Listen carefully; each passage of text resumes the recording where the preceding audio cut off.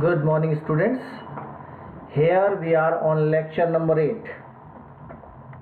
That is lecture number 8. That is rules for filling electrons in various subshells. We had discussed about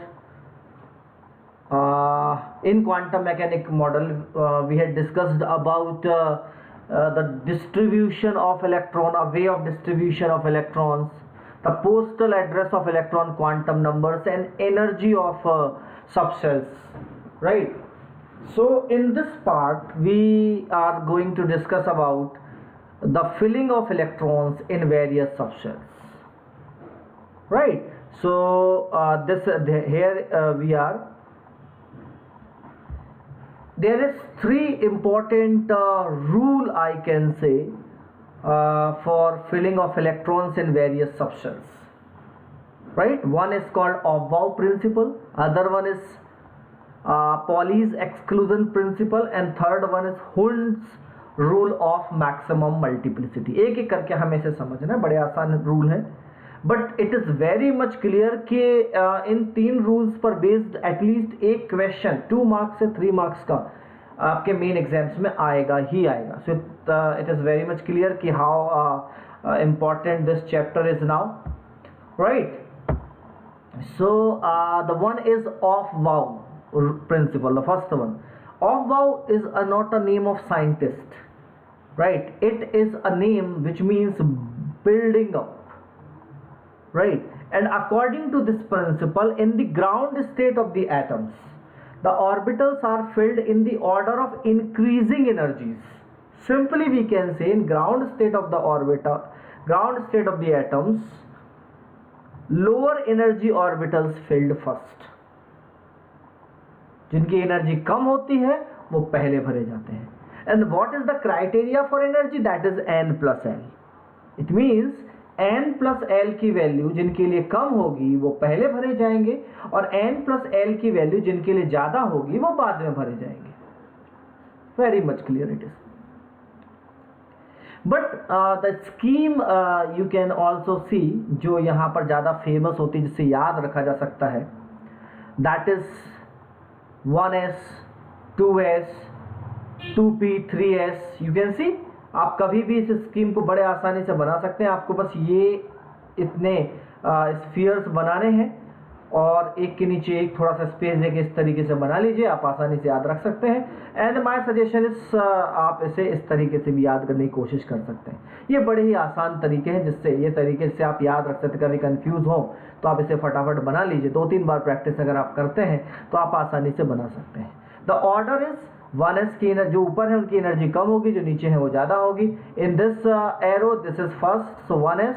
after on the second arrow this is 2s. In third arrow 2p is first and then 2s. तो इसकी energy कम, इसकी energy ज्यादा, तो 2p and 3s. Afterward 3p 4s. Afterward 3d 4p 5s. Afterward 4d 5p 6s. Afterward 4f 5d 6p 7s. Then 5f 6d 7p. तो इस तरीके से ये ऑर्बिटल्स बन जाते हैं, राइट? सबशेल्स बन जाते हैं. सबशेल्स का एक ऑर्डर सेट हो जाता है. 1s means subshell of first shell. 2s 2p means subshells of second shell. 3 means subshells of third shell. 4 means subshells of fourth shell, right? तो ये हम पहले भी देख चुके हैं, जितना शेल्स का नंबर होता है उतने ही नंबर, अगर आप देखें तो उतने ही सबशेल्स होते हैं. वैल्यू क्या होती है? 0 to n-1. वैल्यू क्या होती है? 0 to n-1 सबसेल्स की, लेकिन नंबर उतने ही होते हैं, राइट? जैसे शेल 1 है तो एक सबसेल होगा, शेल 2 है तो 2 सबसेल होंगे, s और p you can see. Shell 3 है तो 3 सबसेल होंगे, s p d you can see. Shell 4 है तो 4 सबसेल होंगे, s p d f you can see. Shell 5 है तो 5 सबसेल होंगे, s p d f और g भी हो सकता है. 6 है तो 6 भी हो सकते हैं, 7 है तो 7 भी हो सकते हैं. लेकिन उनकी एनर्जी बहुत ज़्यादा हो जाती है, और उनकी हमारे पास जो एलिमेंट्स अवेलेबल हैं उनके लिए हमें अदर एलिमेंट्स, अदर और सबसेल्स की ग्राउंड स्टेट के लिए ज़रूरत नहीं है. Okay, so this is Aufbau principle. On the basis of it, we can arrange all the subcells increasing order of their energy. This is also termed as n plus L rule, इसे n plus n rule भी कहा जाता है। क्या rule कहा जाता है? n plus L rule. How it is n plus, why it is n plus L? Because n plus L क्यों कहा जाता है भाई? n प्लस एल रूल इसलिए कहा जाता है बिकॉज ये पूरा ऑर्डर आप n प्लस एल रूल के हिसाब से ही होता है। What is n plus L rule? The sum of the n plus L for any shell, that higher will be the sum of n plus l, higher will be the energy. Lower is the n sum of n plus l, lower will be the energy. Okay, so सीधी सी बात है, जिनको lower energy में रखा गया है इसका मतलब उनका जो जिनकी एनर्जी कम है उनका n प्लस एल कम है, जिनकी एनर्जी ज़्यादा है उनका n प्लस एल ज़्यादा है। And somehow it is also happened कि n प्लस एल सेम हो जाता है।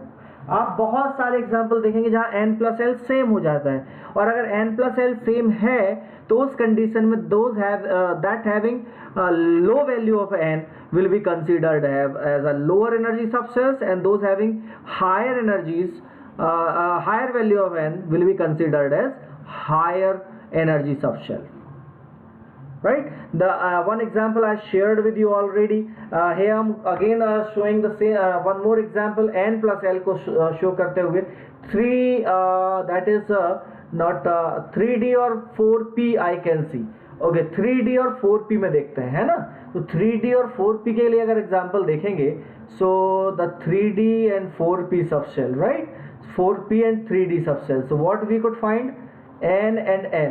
सो n की वैल्यू कितनी? 3, d की वैल्यू l की वैल्यू d के लिए क्या होती है? 2। यहाँ 4P के लिए 1, तो दोनों का कितना सम आ रहा है? 5, और यहाँ भी कितना आ रहा है? 5। But that 4P has higher N value, तो इसलिए इसकी एनर्जी ज़्यादा होगी, and 3D has lower N value, तो इसकी एनर्जी कम होगी। तो इस तरीके से दोनों तरीके से फाइंड किया जा सकता है। It is very easy. So this is first rule, how can we arrange subshells increasing order of energy. इससे पहले भी हम पढ़ चुके थे, बट इन्होंने भी और अच्छे तरीके से डिस्क्राइब कर दिया। Now here we are on Pauli's exclusion principle. Pauli's exclusion principle is right, no two electron in atom can have same set of 4 quantum numbers। पहली बात, किसी भी एटम में कोई भी 2 इलेक्ट्रॉन नहीं हो सकते, ये स्टेटमेंट है उनका। बिल्कुल आप you can consider this statement also as a Pauli's exclusion principle, right? And one more that example he has, that is one more example that is, wait a minute,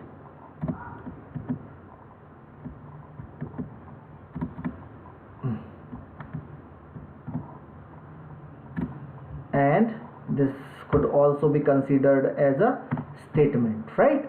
Okay, so 2 electron in atom can have the same set of 4 quantum numbers। पहली बात। अब it is very much clear, अगर आप थोड़ा सा ध्यान दें, if we have any d orbital, अगर मान लीजिए 3D ऑर्बिटल भी है, राइट? 4 क्वांटम नंबर्स को हम देखें, if we have 3D orbitals, right? So 3D let x y it is, right? So 3D के लिए n की वैल्यू कितनी हो जाएगी? 3 हो जाएगी।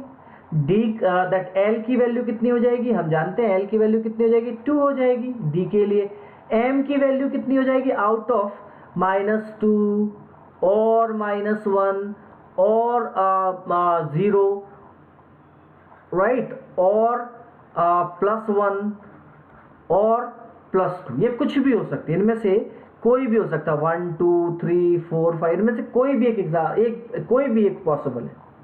हम ये नहीं कह सकते केवल ये होगा, बट एक होगा कोई, क्योंकि dxy के बारे में बात कर रहे हैं।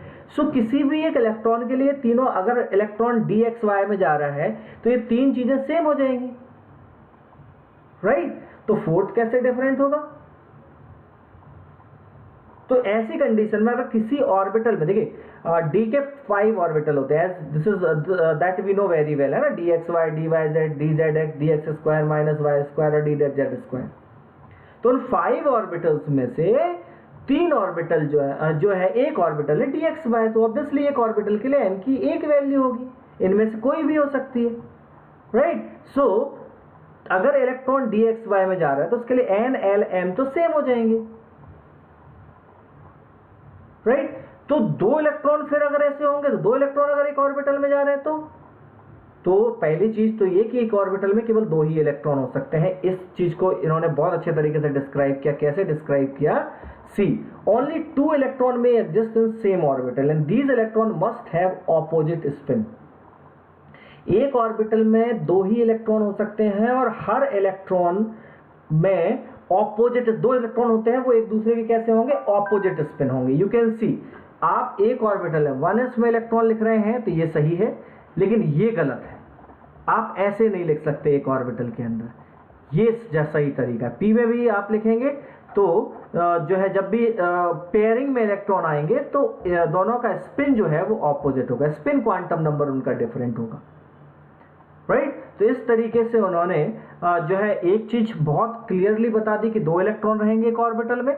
इट मींस अगर s सबशेल है, it means s if we have s subshell, तो s सबशेल में कितने ऑर्बिटल होते हैं? एक ऑर्बिटल होता है। तो कितने इलेक्ट्रॉन हो सकते हैं? 2 इलेक्ट्रॉन हो सकते हैं मैक्सिमम s में। p में कितने हो सकते हैं? 3 ऑर्बिटल होते हैं, that we know very well. तो मैक्सिमम इलेक्ट्रॉन कितने हो सकते हैं? 6 इलेक्ट्रॉन हो सकते हैं। d में कितने होते हैं? 5 ऑर्बिटल्स होते हैं, तो मैक्सिमम इलेक्ट्रॉन कितने हो सकते हैं? 10 इलेक्ट्रॉन हो सकते हैं। f में कितने ऑर्बिटल होते हैं? 7 ऑर्बिटल्स होते हैं, तो कितने इलेक्ट्रॉन हो सकते हैं? तो 14 इलेक्ट्रॉन हो सकते हैं। Is it okay? तो इस तरीके से हम बता सकते हैं। एक और खास बात, if we have number of shell, तो we can also calculate the number of that orbitals.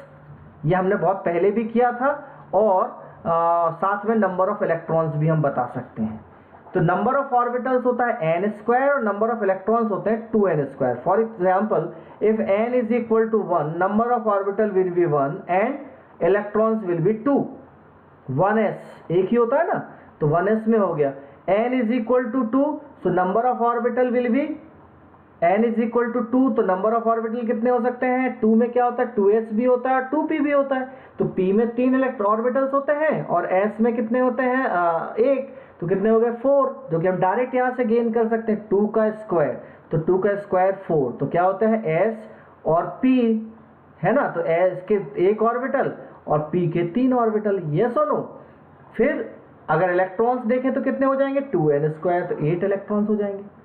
Third आ जाते हैं, तो ऑर्बिटल कितने हो जाएंगे? 9, n² से बता सकते हैं। s का 1, p के 3 और d के 5, 1 3 5। यस और नो? तो इस तरीके से हम इसे ही बता सकते हैं। एंड यहाँ पर नंबर ऑफ इलेक्ट्रॉन्स कितने हो जाएंगे? 9 और 18, इजंट इट? ऐसे 4 में कितने हो जाएंगे? 16। यस और नो? s का 1, p के 3, d के 5 और f के 7।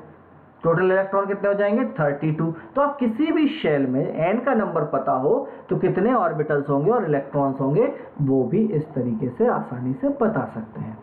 Okay, so Pauli's exclusion principle is very important regarding what?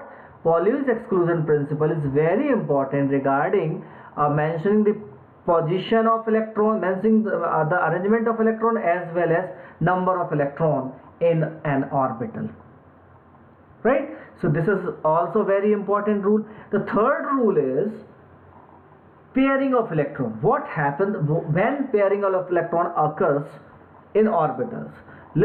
Remember, जब हम s में इलेक्ट्रॉन्स ऐड करते हैं तो एक ही ऑर्बिटल होता है, तो कोई इशू ही नहीं होता है, ठीक है। लेकिन जब हम p में या d में या f में इलेक्ट्रॉन्स होते हैं तो एक से ज़्यादा ऑर्बिटल्स होते हैं और सबकी एनर्जी सेम होती है। That's why they are known as degenerate orbitals. तो डिजेनरेट ऑर्बिटल्स में पेयरिंग ऑफ इलेक्ट्रॉन्स कब होती है, ये बताने के लिए हुंड ने एक रूल दिया था, ठीक है। Hund rule of maximum multiplicity. What is the meaning of maximum multiplicity, मैं आपको बाद में बताऊंगा। But the Hund rule is the pairing of electron in the degenerate orbitals, और वी कैन से, हम ऐसा भी कह सकते हैं डिजेनरेट ऑर्बिटल्स। मैं दोनों चीजें मेंशन कर देता हूं। In the degenerate orbitals, degenerate orbitals, और सिंपल लैंग्वेज में इसे कह सकते हैं डिजेनरेट ऑर्बिटल्स, और सिंपल लैंग्वेज में इसे कह सकते हैं orbitals belonging to the same subshell, यानी पी डी और एफ एक ही के ऑर्बिटल होने चाहिए, यानी पी के ऑर्बिटल हो या डी के ऑर्बिटल हो या एफ के ऑर्बिटल हो, right, does not take place until each orbital belonging to that subshell has got one electron each, or it is singly occupied. I can say in degenerate orbitals pairing of electrons occurs only when all degenerate orbitals singly occupied or half filled. समझते हैं? You can see this is boron. Configuration क्या हो गया, 1s2 2s2 and 2p, 5 electron होते हैं ना boron के। अगर हमें बोरॉन का कॉन्फ़िगरेशन लिखना है, यू कैन सी हियर, अगर हमें बोरॉन का कॉन्फ़िगरेशन लिखना है,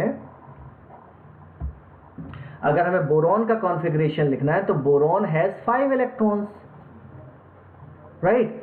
सो सबसे पहले as according to Aufbau rule, सबसे पहले हम इलेक्ट्रॉन्स कहां से भरना शुरू करेंगे, बोलो, सबसे पहले इलेक्ट्रॉन अपन कहां से भरना शुरू करें, NS से, फिर 2s, फिर 2p, राइट, और उनको फिल करते हुए जाएंगे। तो पहला है हमारे पास NS, तो ये हो गया 1s2।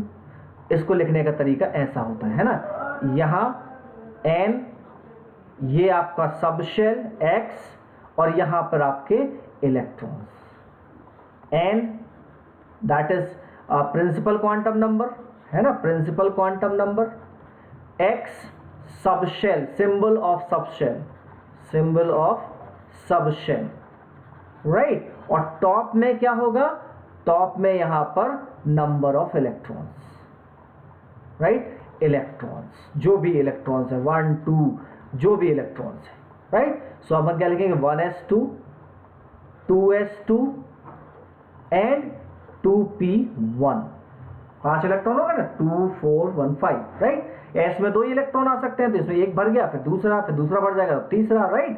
तो इसमें देखिए 1s2 को हम ऐसे लिखते हैं 1 2, फिर 2s2 को हम ऐसे लिखते हैं 1 2, एक ऑर्बिटल, मतलब एक बॉक्स मतलब एक ऑर्बिटल, राइट। एंड फिर p को कैसे लिखते हैं, 1 5 हो गए, राइट।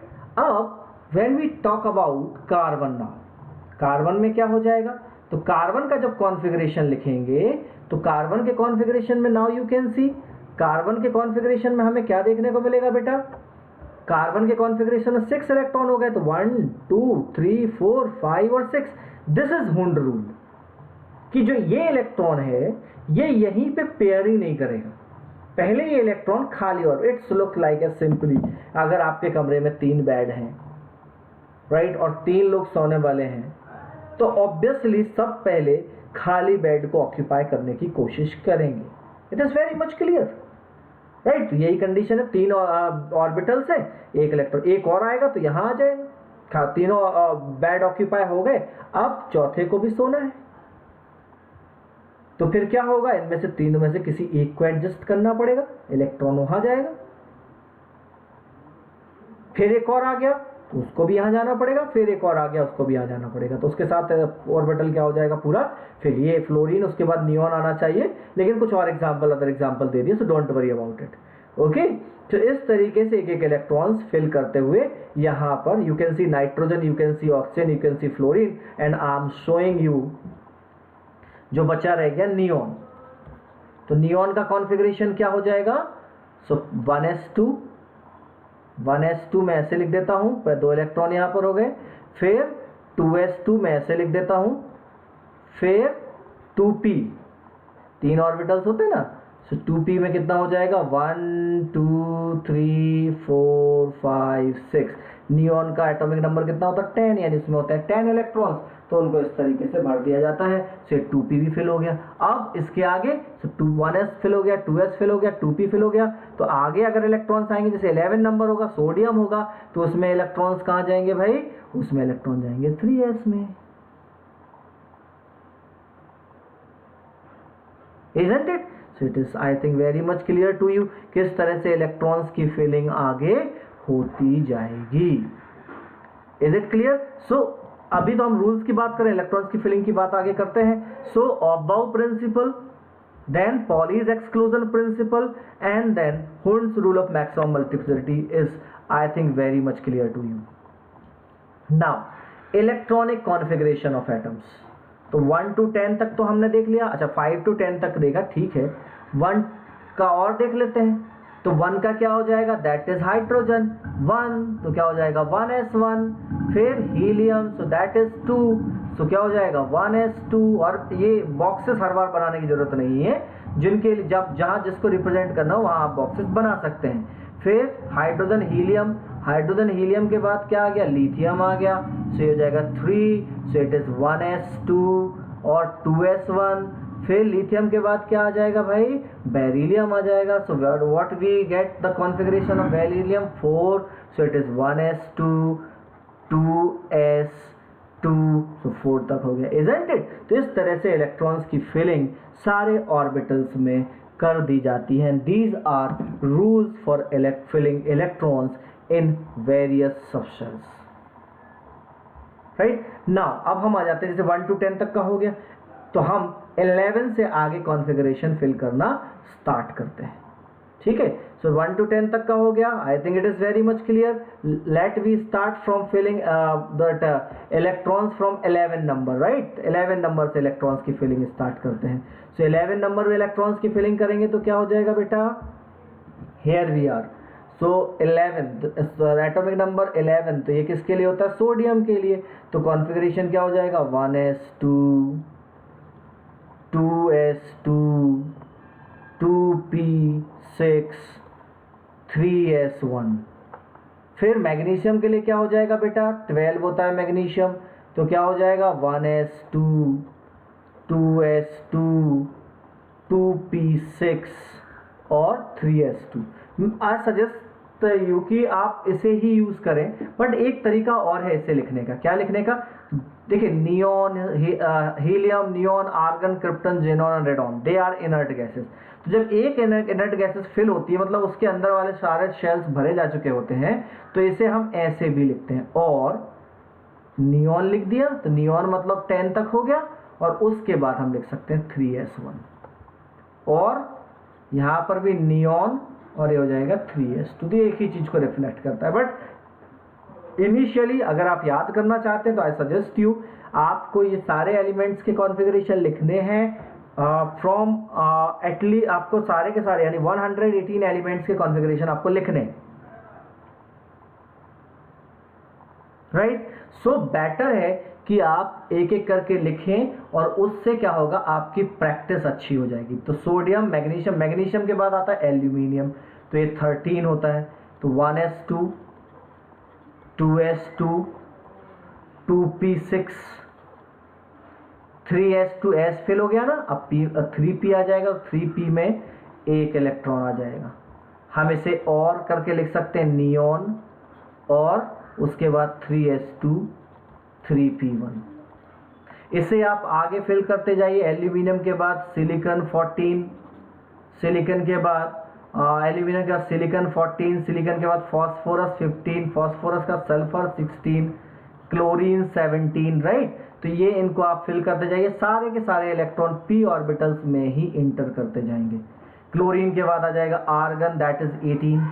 जब आप आर्गन पे पहुंचेंगे तो बाकी कॉन्फ़िगरेशन कैसा हो जाएगा, 1s2 2s2 2p6 3s2 और 3p6 तक आप पहुंच जाएंगे, राइट। अब आर्गन के बाद जब आप आगे स्टार्ट करेंगे तो आर्गन के बाद क्या होगा भाई, आर्गन के बाद अगर हम देखें तो आर्गन के बाद आता है पोटेशियम, दैट इज 19, राइट। तो क्या लिखेंगे भाई, 1s2 2s2 2p6 3s2 3p6 4s1। वही सारे स्टेट देखिए, यू कैन सी 3p हो गया ना, तो फिर क्या आ गया 4s1 आ गया। ओके, सो 4s1 ले लिया हमने। और वाला जो लिखे, और वाला देख लीजिए, तो आर्गन तक हम फिल कर चुके थे, तो आर्गन और 4s1। I am writing for you this all, otherwise मैं तो, मुझे अगर लिखना होता तो मैं ऐसे डायरेक्ट लिख देता। तो आप भी ऐसा ना करें कि आप जो है वो ना लिखें डायरेक्ट, है ना। 20 तो 20 तक क्या हो जाएगा 1s again 1s2 2s2 2p6 3s2 3p6 4s2 और क्या हो जाएगा आर्गन 4s2। यस और नो, राइट। फिर अगर हम जाते हैं आर्गन के इसके आगे, अगर हमें ज़रूरत लग रही है कि भाई अभी हमें आगे बढ़ने की ज़रूरत है तो आगे बढ़ेंगे। चलिए, तो आगे बढ़ेंगे तो क्या हो जाएगा 21 पे आ जाएंगे हम, ठीक है। सो 21 में क्या हो जाएगा स्कैंडियम 21। तो स्कैंडियम 21 में क्या हो जाएगा, तो स्कैंडियम 21 में you can C in scandium 21 this will be, आपको पूरा लिखना है, राइट। मैं लिख रहा हूँ आर्गन, जिससे कि हम पूरी बात कर सकें, जो मैं चाहता हूँ आपसे शेयर करना वो हम बात कर सकें आर्गन। और उसके बाद आ जाएगा क्या 4s2 और फिर आता है 3d1। स्कैंडियम के बाद स्कैंडियम टाइटेनियम वैनेडियम, तो scandium titanium is 22, so which is argon 4s2 3d2, right. Scandium titanium vanadium 23, which is argon 4s2 3d3, okay. Chromium 24, so argon 4s1 3d5। यहाँ ये abnormal, it does not follow, क्या follow नहीं कर रहा है ये of बाउ rule को फॉलो नहीं कर रहा है। किसको फॉलो नहीं कर रहा है, ऑफ बाउ रूल को फॉलो, वायोलेट ऑफ बाउ रूल। क्यों वायोलेट कर रहा है, ऐसी कंडीशन क्यों हो रहा है ऐसा मैं बताता हूं आपको, अभी बताऊंगा। ऐसे एबनॉर्मल इलेक्ट्रॉनिक कॉन्फ़िगरेशन इसे कहते हैं, वायोलेट जो है वो सॉरी वायोलेट ऑफ बाउ रूल, राइट। सो क्यों और क्यों जो फॉलो क्यों नहीं कर रहा है उसके बारे में हम बात करेंगे। Is it okay. क्रोमियम के बाद आएगा मैग्नीज, मैग्नीज में कोई प्रॉब्लम नहीं है 25, argon 4s2 3d5, argon manganese के बाद आयरन 26, आर्गन 4s2 3d6, फिर मैग्नीज के बाद कोबाल्ट 27, आयरन के बाद cobalt 27, iron 4s2 3d7, cobalt के बाद nickel 28, that argon 4s2 3d8, nickel के बाद copper 29, argon 4s1 3d10, again it again violate Aufbau rule, क्योंकि एस को फिलिंग करने से पहले डी में फिलिंग हो गई। So it is again an example of abnormal electronic configuration.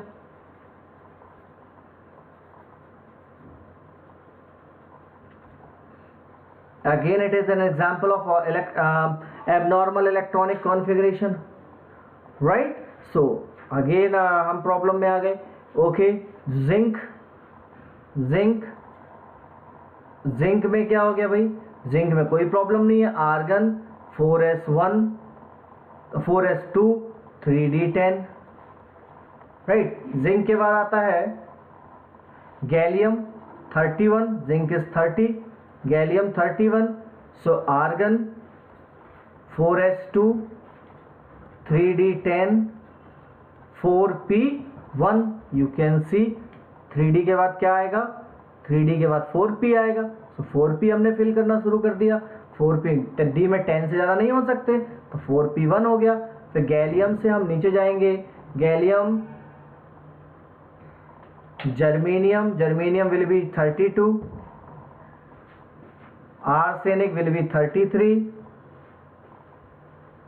selenium will be 34, bromine will be 35, और फिर लास्ट आ जाए ब्रोमीन विल बी 35 और लास्ट में आ जाएगा क्रिप्टन विल बी 36। तो क्रिप्टन का कॉन्फ़िगरेशन क्या होगा, argon 4s2 3d10 or 4p6, right? I think it is now 4p6, isn't it? तो इस तरीके से हम उनका कॉन्फ़िगरेशन भी लिख सकते हैं। आई think it is very much clear. अगर कोई डाउट है तो जरूर पूछेगा। ओके, सो 4p6 तक हम इस तरह पहुंच जाते हैं। इसी तरह से आगे बढ़ेंगे, फिर इसके बाद 5s1 फिलिंग होगा 37 पे, फिर 5s2 फिलिंग होगा, राइट, और आगे चलते जाएंगे।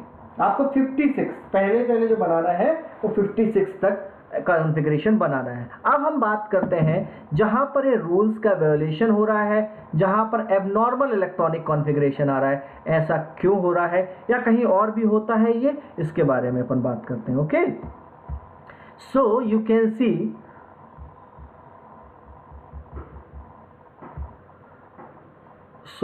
सी this exercise I want to show you. Stability of completely filled and half filled subshells. Actually what happened, जो हाफ फिल्ड और कंप्लीटली फिल्ड सबशेल्स होते हैं ना, वो ज़्यादा स्टेबल होते हैं। क्यों होते हैं उनकी बात भी करते हैं।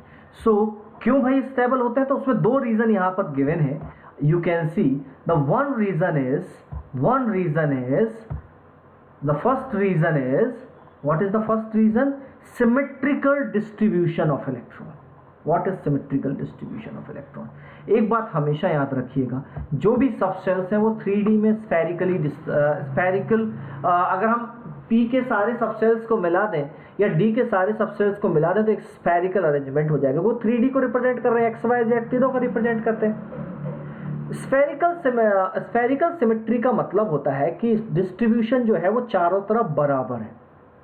अब आप एक चीज सोचिए, एक P है, ऑर्बिटल है 3, और P के अगले हम P की बात करें तो P में 3 सबसेल होते हैं। मैं तीनों सबसेल को अगर एक साथ बनाऊं तो कैसे लगेगा? ये P का X हो जाएगा,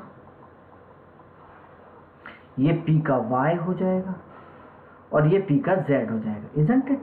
एक अगर आप एज्यूम कर सके PX, PY, PZ, राइट? तो इस कंडीशन में सोचिए, जब सब पर इलेक्ट्रॉन होगा, एक्स एक्सिस में भी इलेक्ट्रॉन होगा, वाई एक्सिस में भी इलेक्ट्रॉन होगा और जेड एक्सिस में इलेक्ट्रॉन होगा, तो रिपल्सन या उस इलेक्ट्रॉन का स्टेबलाइजेशन रिलेटिवली बेहतर होगा। उस इलेक्ट्रॉन का स्टेबलाइजेशन कैसा होगा? रिलेटिवली बेहतर होगा जब एक्स एक्सिस में भी इलेक्ट्रॉन हो, वाई एक्सिस में भी इलेक्ट्रॉन हो और जेड एक्सिस में भी इलेक्ट्रॉन हो। मेरे कहने का मतलब तीनों एक्सिस में चार्ज का डिस्ट्रीब्यूशन बराबर हो, तो इसे कहते हैं स्फेरिकली सिमेट्रिक चार्ज डिस्ट्रीब्यूशन। तो जब सारे ऑर्बिटल हाफ फिल्ड होते हैं तो बराबर होता है, और जब सारे ऑर्बिटल फुल फिल्ड होते हैं तब भी बराबर होता है। तो जब स्फेरिकल सिमेट्री होती है तो इलेक्ट्रॉन्स में एक स्टेबिलिटी आती है, कॉन्फ़िगरेशन में एक स्टेबिलिटी आती है।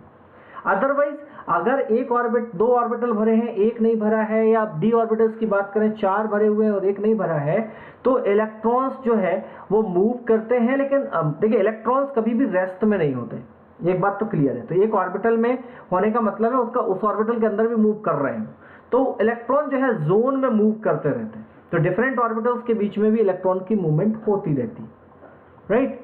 तो जब खाली ऑर्बिटल होता है तो इसका एक मतलब बहुत क्लियर है, आप अगर समझ सकें तो इट इज लाइक कि अगर 3 रूम है और रहने वाले 2 हैं तो एक रूम हमेशा खाली रहने वाला है। ऐसे ही अगर 3 ऑर्बिटल हैं और 2 में इलेक्ट्रॉन है, एक में नहीं है, तो वो एक जगह हमेशा खाली रहने वाली है, राइट? वहां पर इलेक्ट्रॉन नहीं होगा, तो ये अनस्टेबिलिटी कॉज करता है। क्यों करता है अनस्टेबिलिटी कॉज? क्योंकि कहीं ना कहीं इलेक्ट्रॉन की मूवमेंट जो है वो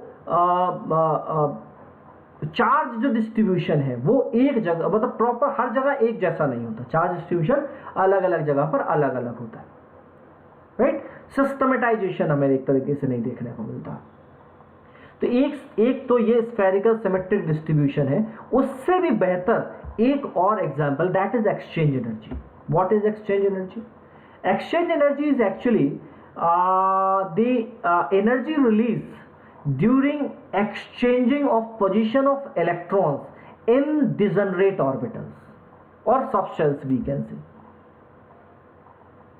अब देखिए, ये 5 रूम अवेलेबल हैं, इलेक्ट्रॉन्स इन 5 ऑर्बिटल्स में एक्सचेंज कर सकता है। इलेक्ट्रॉन्स मूव करता है, that we know very well, तो इलेक्ट्रॉन्स यहाँ से यहाँ मूव कर रहा है, यहाँ से यहाँ मूव कर रहा है, यहाँ से यहाँ मूव कर रहा है, यहाँ से एक दूसरे की पोजीशन एक्सचेंज कर सकते हैं।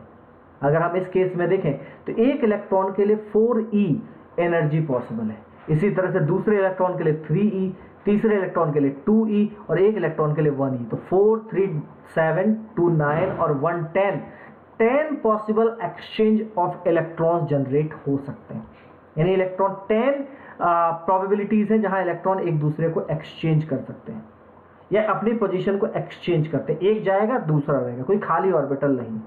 तो एक्सचेंज इन जब एनर्जी इलेक्ट्रॉन्स एक्सचेंज करते हैं, in that case what happen, they lose some energy, और जब एनर्जी बाहर निकलती है सो उसके कारण से स्टेबलाइजेशन होता है। कभी भी कोई सिस्टम अगर एनर्जी रिलीज कर रहा है तो देखिए इलेक्ट्रॉन्स को बाहर से एनर्जी मिलती रहती है। केवल 0 केल्विन की अगर अपन बात करें तो उस पॉइंट ऐसा होता है जहां पर कोई भी एनर्जी नहीं मिलती, एक्सेप्ट 0 केल्विन हर टेम्परेचर पर इलेक्ट्रॉन्स, मॉलिक्यूल्स और एटम्स को एनर्जी सराउंडिंग से मिलती है। तो उसको कहीं ना कहीं उन्हें जो है वो एसिमुलेट करना है, कहीं ना कहीं उसको इस तरीके से यूज करना है कि स्टेबिलिटी भी बनी रहे। तो जो भी तरीके इसके होते हैं कि एनर्जी रिलीज कर सके, वो उस तरीके से एनर्जी रिलीज करते हैं। सो एक्सचेंज एनर्जी जो है अच्छा आइडिया होता है, एक्सचेंज करते हैं पोजीशंस को, जितने इलेक्ट्रॉन होते हैं उतनी पोजीशन एक्सचेंज हो सकती हैं और इसके कारण से ज़्यादा वो एनर्जी एक्सचेंज कर पाते हैं, ज़्यादा एनर्जी रिलीज कर जाते हैं और इसीलिए एक स्टेबलाइजिंग इफेक्ट की तरह से कंसीडर किया जा सकता है। Is it okay? So this is about stability of completely filled and half filled subshells.